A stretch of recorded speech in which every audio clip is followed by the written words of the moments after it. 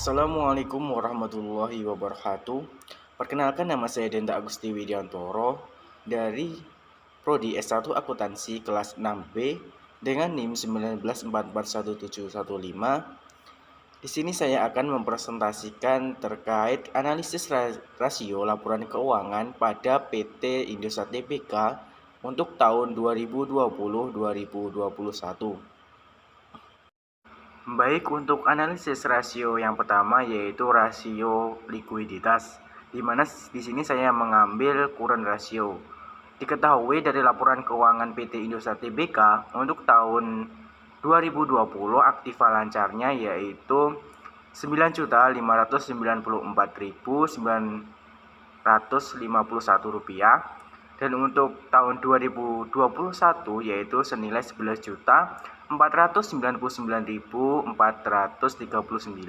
rupiah, dan untuk hutang lancarnya yaitu senilai pada tahun 2020 yaitu senilai 22.658.094 rupiah, dan untuk hutang lancar tahun 2021 senilai 28.658.152 rupiah.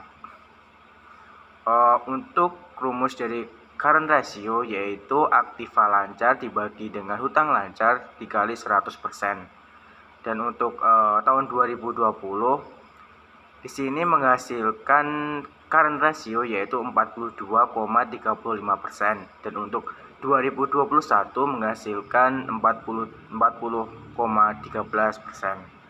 Berdasarkan hasil perhitungan rasio keuangan pada PT Indosat Tbk pada tahun 2020 dan 2021, current ratio mengalami penurunan, di mana pada tahun 2020 yaitu senilai 42,35%, mengalami penurunan pada tahun 2021 menjadi 40,13%.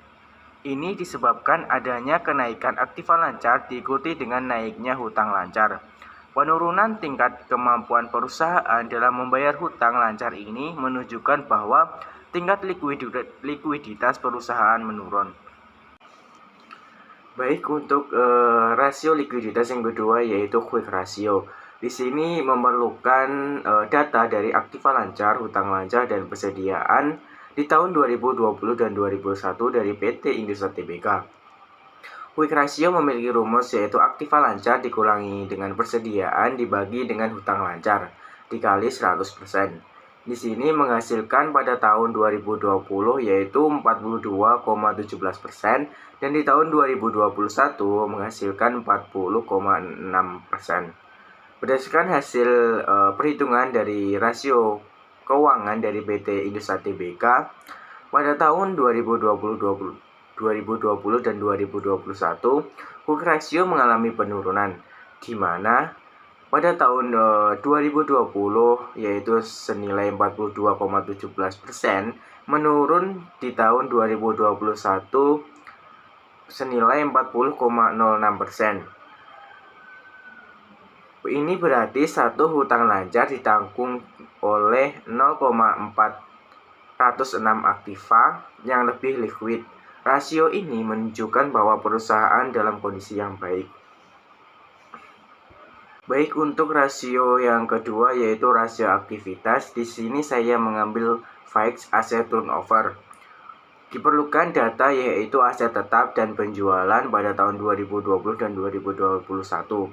Untuk fixed asset turnover memiliki rumus yaitu penjualan dibagi dengan aset tetap dikali 1 kali. Pada tahun 2020 menghasilkan 2,91 kali, dan di tahun 2021 hasil perhitungannya mendapatkan 2,73 kali. Berdasarkan hasil perhitungan ini, pada tahun 2020 dan 2021 mengalami penurunan. Pada tahun 2020 yaitu sebesar 2,991 kali, dan di tahun 2021 yaitu 2,373 kali. Hal ini menandakan perusahaan tidak memanfaatkan aset tetapnya dengan baik. Dalam hal ini perlu adanya peninjauan kembali terhadap aset tetap yang dimilikinya. Apabila terlalu besar nilainya atau belum dimanfaatkan secara maksimal bagi peningkatan penjualan perusahaan. Baik, untuk analisis rasio aktivitas yang kedua yaitu di sini total asset turnover dan memerlukan data dari total aset dan penjualan di tahun 2020 dan 2021. Total asset turnover ini memiliki rumus yaitu penjualan dibagi dengan total aktiva dikali 1 kali. Pada tahun 2020, total aset turnover menghasilkan 0,44 kali dan di tahun 2021 ini menghasilkan 0,50 kali. Berdasarkan hasil dari analisis perhitungan tersebut, total aset turnover pada PT Indosat Tbk di tahun 2020 dan 2021 mengalami peningkatan, di mana tahun 2020 menghasilkan 0,44 kali dan di tahun 2021 menghasilkan 0,50 kali. Hal ini menandakan bahwa di tahun 2021 lebih baik daripada 2020 karena kontribusi total aset terhadap penjualan lebih besar daripada kontribusi total aset tahun 2021. Baik, untuk analisis rasio yang ketiga yaitu rasio solvabilitas. Di sini saya mengambil debt ratio dengan memerlukan data yaitu total aktiva dan total hutang di tahun 2020 dan 2021.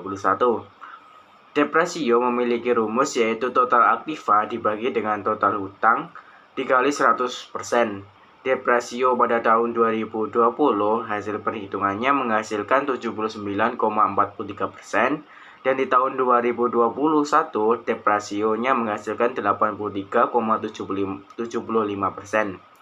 Berdasarkan hasil perhitungan di atas, PT Indosat Tbk pada tahun 2020 dan 2021 mengalami peningkatan untuk debt rasionya, di mana pada tahun 2020 79,43% meningkat menjadi 83,75% di tahun 2021.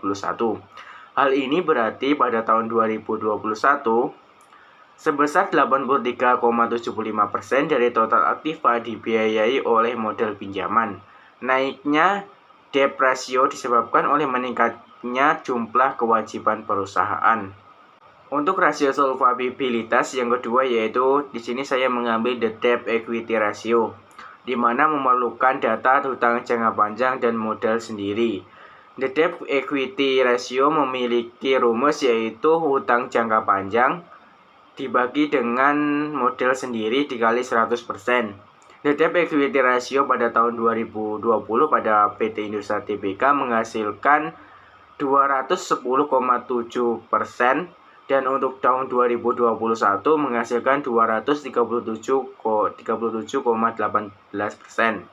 Berdasarkan hasil perhitungan di atas, the debt equity ratio pada PT Indosat Tbk di tahun 2020 dan 2021 mengalami peningkatan, di mana di tahun 2020 210,7% dan di tahun 2021 237%.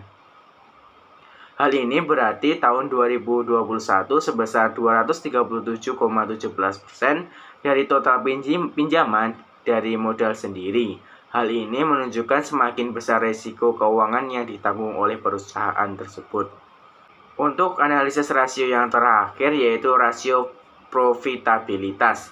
Yang pertama di sini saya mengambil operating debt margin dan memerlukan data yaitu laba operasi dan penjualan dari PT Indosat Tbk. Operating debt margin memiliki rumus yaitu laba operasi dibagi dengan penjualan dikali 100%. Operating debt margin tahun 2020 menghasilkan minus 2,26%, di mana laba operasi di tahun 2020 ini mengalami kerugian. Dan untuk di tahun 2021 menghasilkan 21,86%. Berdasarkan hasil perhitungan di atas, operating debt margin dari PT Indosat Tbk pada tahun 2020 dan 2021 mengalami peningkatan cukup besar dikarenakan adanya rugi di tahun 2020, di mana pada tahun 2020 minus 2,26% dan di tahun 2021 meningkat cukup besar, yaitu 21,86%. Selain adanya kerugian pada tahun 2020, peningkatan tersebut juga akibat dari menurunnya beban usahanya. Semakin tinggi ODM atau operating debt margin, semakin baik kegiatan operasi suatu perusahaan. Untuk rasio profitabilitas yang kedua yaitu net profit margin, dan memerlukan data yaitu laba bersih setelah pajak dan penjualan di PT Indosat Tbk. Net profit margin ini memiliki rumus yaitu laba bersih setelah pajak dibagi dengan penjualan dikali 100%. Net profit margin pada tahun 2020 menghasilkan data yaitu minus 0,51%, dan net profit margin di tahun 2021 yaitu 0,21%. Berdasarkan hasil perhitungan tersebut, pada PT Indosat Tbk pada tahun 2020 dan 2021, net profit marginnya mengalami sedikit peningkatan pada tahun 2020, di mana minus 0,51%, meningkat di tahun 2021 yaitu senilai 0,21%. Net profit margin yang meningkat menandakan penjualan dapat menghasilkan laba bersih setelah pajak yang besar. NPM semakin tinggi, semakin baik kegiatan operasi suatu perusahaan.